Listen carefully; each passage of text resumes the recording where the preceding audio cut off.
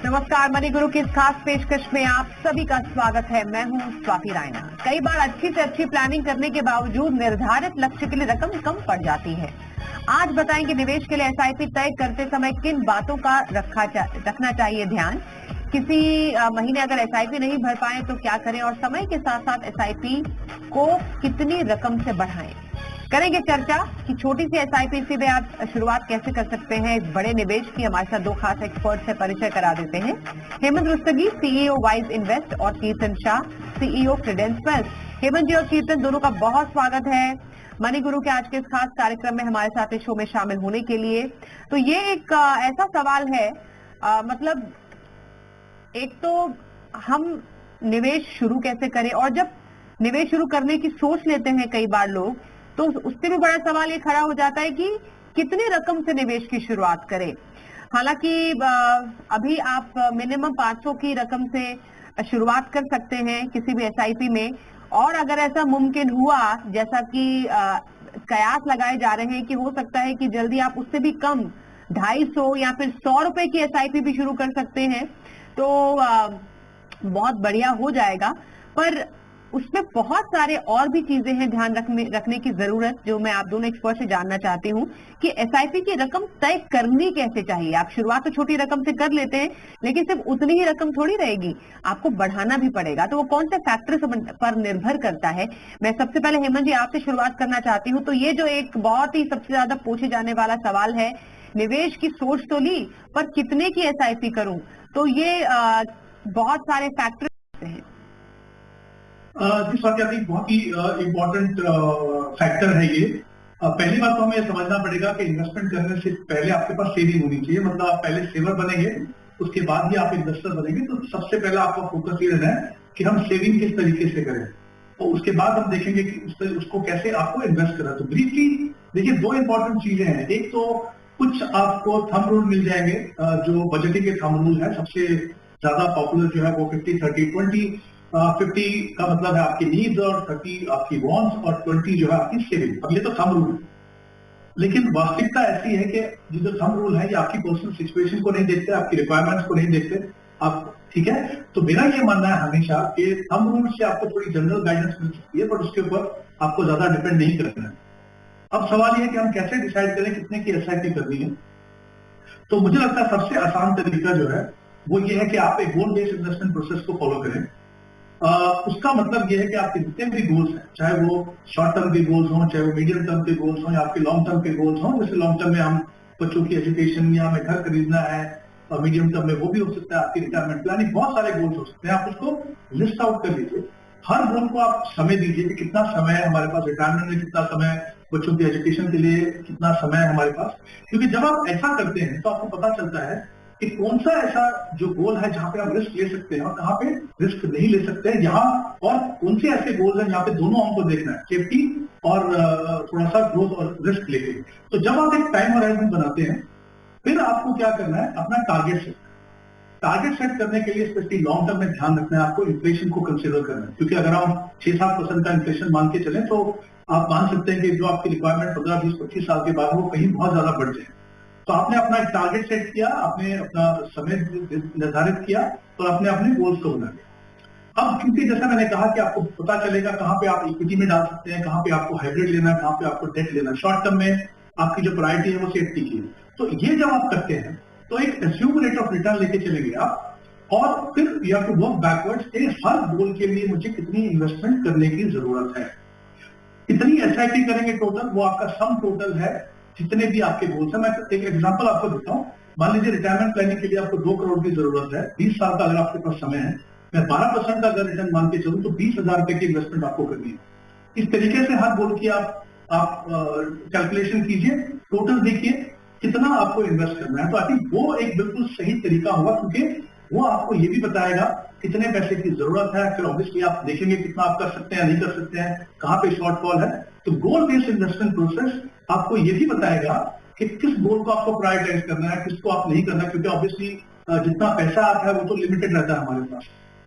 हालांकि हम over a period time बढ़ा सकते हैं, बट शुरुआत करने के लिए गोल बेस्ड इन्वेस्टमेंट प्रोसेस डिसाइड कीजिए हर गोल का कितना है, सम टोटल कीजिए, वो आपको बताएगा कितने की एसआईपी आपको। बिल्कुल, और अब तो एसआईपी कैलकुलेटर बहुत इजीली अवेलेबल है ऑनलाइन। आप चेक कर सकते हैं कि मानिए 10 साल के बाद हमें 20 लाख रकम की जरूरत है, आप 20 लाख रकम डालिए, उसके बाद कितना रेट ऑफ इंटरेस्ट आप एक्सपेक्ट करते हैं, 11% या 12%, ऑन एन एवरेज 11 से 12% एसआईपी में आपको रिटर्न मिल सकता है इक्विटी फंड में, और उसके बाद आपको वो एसआईपी की रकम दिखा देता है। ये तो मोटा मोटी कैलकुलेशन है, इसके डिटेल्स में जाना भी जरूरी है। ऐसे कीर्तन, अब जैसा हेमंत जी ने बताया उसी के फॉलो अप में जानना बेहद जरूरी है कि आपने एक लक्ष्य तय किया, उसके बाद एसेट एलोकेशन की, आपने जाना और समझा कि मेरा जो निवेश लक्ष्य है कितना दूर है, उसके बाद आपने एक रकम तय की। लेकिन हर किसी के लिए वो रकम अलग हो सकती है। अब दो इंपॉर्टेंट पड़ाव किसी की भी लाइफ में आते हैं, बच्चों की पढ़ाई है और फिर रिटायरमेंट है। उसके बीच में और भी बहुत सारे गोल्स हैं, लेकिन ये हर किसी की लाइफ में फिक्स्ड गोल्स ही हम मानते हैं।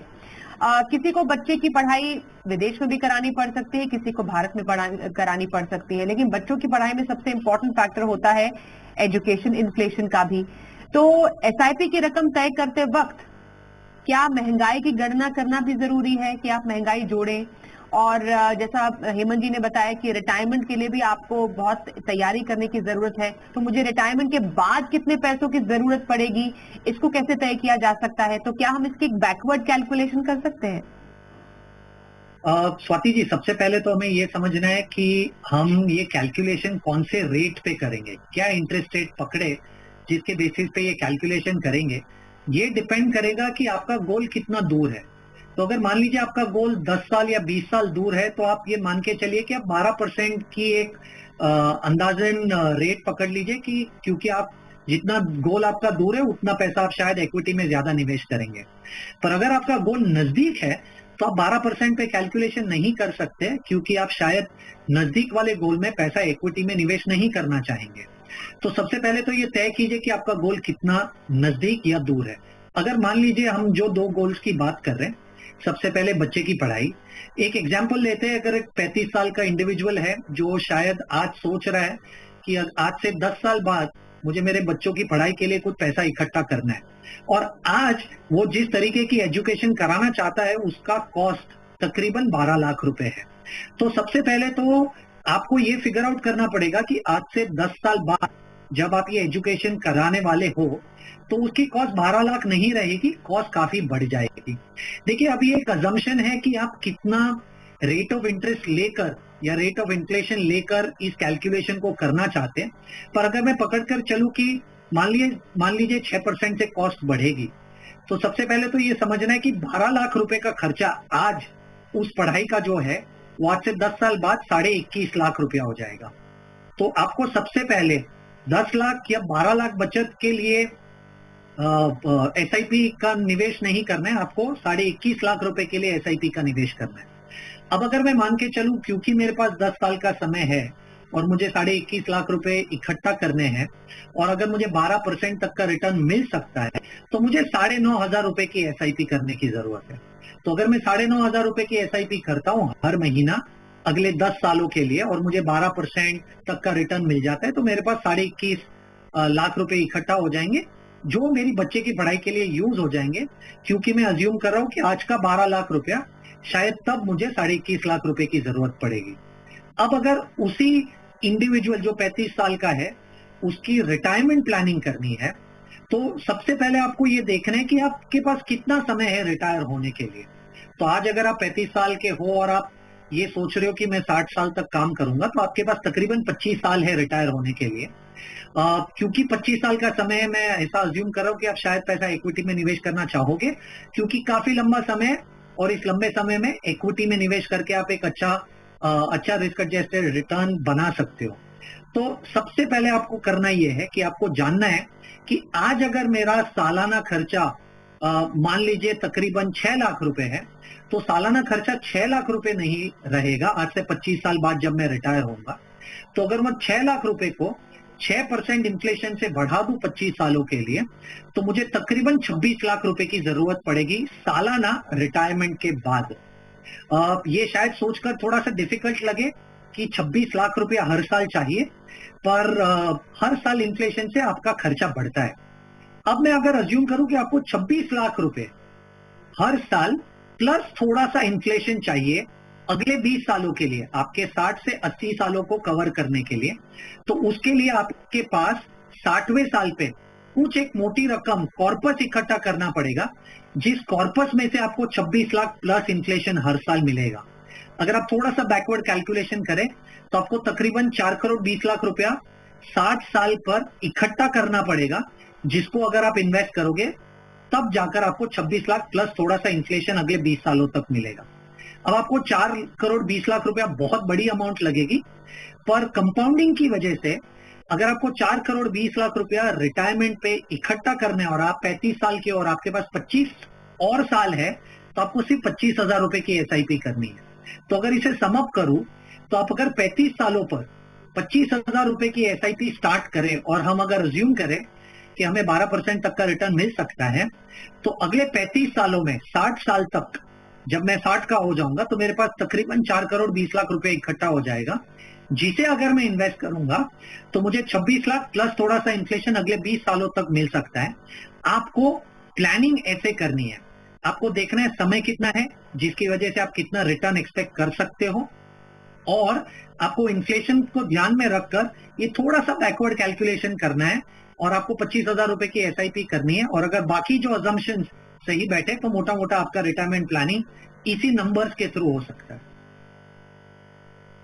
बिल्कुल, तो आज की जरूरत के हिसाब से नहीं बल्कि कल की जरूरत के हिसाब से आपको प्लानिंग करनी है। अगर आपको लगता है कि मेरे लिए 25 या 20 लाख रुपए काफी होंगे रिटायरमेंट के लिए, लेकिन आप सोचिए 20 साल के बाद वो 20 लाख रुपए की कोई वैल्यू नहीं होगी, क्योंकि आप खुद ही जब बाजार में सामान खरीदने जाते होंगे 1,000 रुपए में पहले जो 6 चीजें पहले आती थी वो अब सिर्फ 3 या 4 चीजें ही आती हैं, तो उससे इन्फ्लेशन का अंदाजा हो जाता है।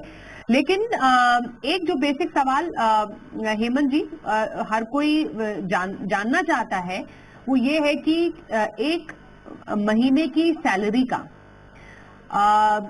लगभग कम से कम कितना प्रतिशत किसी को इन्वेस्ट करना ही चाहिए, क्योंकि कई बार ऐसा हो जाता है कि हमारे खर्चे काफी ज्यादा रहते हैं, EMI चल रही है और भी सारे खर्चे हैं, मंथली बजट है और उससे वो खर्चा निकल नहीं पाता है निवेश के लिए। तो मिनिमम कम से कम रखना कितना चाहिए सर? देखिए, सबसे मैंने शुरुआत में भी कहा था कि बजटिंग के रूल्स आपको मिल जाएंगे। जैसे मैंने बात की थी कि 50-30-20 वाला रूल, जहाँ पे 20% जो आप सेविंग करते हैं, बट सबसे बड़ी प्रॉब्लम थंब रूल्स की ये है कि वो आपकी पर्सनल सिचुएशन को, आपकी रिक्वायरमेंट्स, आपकी नीड्स को नहीं देखते हैं। मेरा ये मानना है कि जब आप गोल बेस्ड इन्वेस्टमेंट प्रोसेस करते हैं, जैसे हमने बात की डिटेल में अभी कि कितना पैसा आपको वहां पे इन्वेस्ट करना है, तो आपको पता चलेगा कि कितना पैसा मुझे सेव करके इन्वेस्ट करना होगा। ऑब्वियसली फिर उसको आप परसेंटेज टर्म में कैलकुलेट करेंगे, वो 20% भी हो सकता है, वो 30% भी हो सकता है। तो फिर आप देखने की कोशिश करेंगे कि क्या वाकई में आपके पास वो कैपेबिलिटी है कि नहीं। अगर नहीं है तो वो जो कमी है उसको आप किस तरीके से पूरा करेंगे। देखिए, आप थंब रूल से जाएंगे तो हो सकता है आपकी रिक्वायरमेंट जो हो वो 30,000 रुपए हो, आपकी थंब रूल बोल रहा है कि 20,000 आप इन्वेस्ट कीजिए, तो 10,000 का जो गैप है वो आपको बहुत भारी पड़ेगा ओवर ए लॉन्गर पीरियड। तो जैसा मैंने पहले भी कहा, मुझे लगता है वो एक गाइडेंस, जनरल गाइडेंस के लिए ठीक है, बट अदरवाइज आप अपनी रिक्वायरमेंट के हिसाब से देखिए और फिर वापस जाके देखिए कि अभी आपके पास कितना स्कोप है। साइड की बात है, वो देखने के लिए आपको बजटिंग करनी होगी, राइट। बजटिंग करेंगे तो आपको पता चलेगा कि हमारे पास एक्स अमाउंट बचता है, हमको रिक्वायरमेंट है वाई अमाउंट की, तो वो डिफरेंस जो आएगा आपको पता चलेगा, वो एक आपको रियलिस्टिक पिक्चर देगा। फिर आप उस पर काम करेंगे कि इस गैप को हम पूरा कैसे करें। बहुत सारे एक्सपेंसेस ऐसे भी हो सकते हैं जो आपको लगता है कि जरूरी नहीं है, उसको हम कम कर सकते हैं, तो हो सकता है वो आपका गैप कम हो जाए। अगर वो नहीं होता है तो जाहिर सी बात है कि आपको, जैसा मैंने पहले भी कहा, गोल्स को प्रायोरिटाइज करना पड़ेगा, क्योंकि जब आप गोल्स बनाते हैं तो आपने सारे गोल्स लिस्ट कर लिए, फिर आपको देखना पड़ेगा कि कौन से गोल ज्यादा इंपॉर्टेंट है, कौन से गोल कम इंपॉर्टेंट है, किसको आप पोस्टपोन कर सकते हो, राइट। तो वो आई थिंक रियलिस्टिक नंबर लेके आपको एक ट्रू पिक्चर मिलेगी, जिसके बेसिस के आप डिसाइड कर सकते हैं कि मुझे कितना पैसा इन्वेस्ट करने की जरूरत है। सबसे बड़ा फायदा, क्योंकि हम SIP की बात कर रहे हैं, वो यही है। होता क्या है अमूमन कि आप खर्चा करते हैं, फिर देखते हैं कितना पैसा बचा, तो वो तो आपके लिए काम करेगा नहीं। SIP में क्योंकि आप हर महीने का पैसा कमिट करते हैं, तो आपको पता है कि इतना पैसा मेरी सैलरी में से निकालना है, तो आपने क्या किया, आपने पहले सेव किया और फिर खर्चा किया, जो मुझे लगता है बिल्कुल सही तरीका है अपने इन्वेस्टमेंट प्रोसेस को आगे बढ़ाने का। बिल्कुल। और किसी भी निवेश की खूबी यही है कि आप बहुत ही एक न्यूनतम बेसिक अमाउंट से भी शुरुआत कर सकते हैं। अगर आपको लग रहा है कि किसी एक महीने या निवेश की शुरुआत करना चाहते हैं, पैसे कम है, एक छोटी शुरुआत ही करें, लेकिन उस शुरुआत को आगे बढ़ाकर सिर्फ छोटा ना रहने दें, उसको बढ़ाना भी जरूरी है। तो ऐसे मौके पर स्टेप अप कैसे काम आता है, इस पर करेंगे चर्चा थोड़ी देर में। बने रहिए हमारे साथ।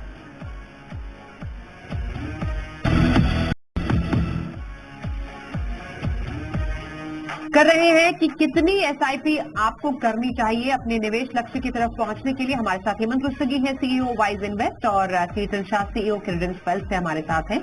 कीर्तन, अब बात एसआईपी को बढ़ाने की। आपने एक लक्ष्य के लिए, चाहे वो बच्चों की पढ़ाई हो या फिर रिटायरमेंट प्लानिंग हो, एसआईपी शुरू तो कर दी, लेकिन फिर आप भूल जाते हैं। आपको लगता है कि चलो अब ये एक डिसिप्लिन हो गया मेरी लाइफ का अगले 15 या 10 साल के लिए। अब चलो हर महीना बैंक से पैसे निकल रहे हैं एसआईपी के लिए और एक वेल्थ इकट्ठी हो रही है, लेकिन क्या इतना काफी है? क्या टाइम के साथ इस अमाउंट को बढ़ना नहीं चाहिए? स्वाति जी, डेफिनेटली बढ़ना चाहिए। देखिए, सबसे पहला प्रॉब्लम मुझे ऐसा लग रहा है कि एज एन इन्वेस्टर आज हम सब एसआईपी एज अ कॉन्सेप्ट को समझते हैं, और एसआईपी एज अ कॉन्सेप्ट एक तरीके की आपकी प्रॉब्लम सॉल्व कर पा रहा है। लाइफस्टाइल की problem SIP as a concept नहीं सॉल्व कर पा रहा है। मतलब मान लीजिए आज अगर मैं 35 साल का हूँ, मेरी 1 लाख रुपया महीने की इनकम है, तो मैं 1 लाख रुपए को ध्यान में रखकर आज 20,000 रुपए की एसआईपी कर रहा हूँ, ये सोचकर कि ये 20,000 रुपया अगले 25 सालों में मुझे इतना पैसा इकट्ठा करके दे पाएगा जिससे मेरी 1 लाख महीने की इनकम वाली लाइफस्टाइल मेंटेन हो जाएगी। पर अगर मैं 5 साल बाद देखूं मेरी इनकम 1.5 लाख रुपए हो गई है, या 10 साल बाद मेरी इनकम 2 लाख रुपए हो गई है, उसके सामने अगर मैं अभी भी 20,000 रुपए की एसआईपी कर रहा हूं, तो उससे जो पैसा इकट्ठा होगा वो शायद मेरी बढ़ी हुई इनकम वाली लाइफस्टाइल को मैच नहीं कर पाएगा। तो मेरे हिसाब से 2 चीजें आप कर सकते हो। फर्स्ट, हर 3 या 5 साल में आप एक अपनी बढ़ी हुई इनकम के हिसाब से इस एसआईपी को रिवाइज करने की कोशिश कीजिए, क्योंकि बढ़ी हुई एसआईपी के साथ ही आप बढ़े हुए इनकम की लाइफस्टाइल को मेंटेन कर पाएंगे।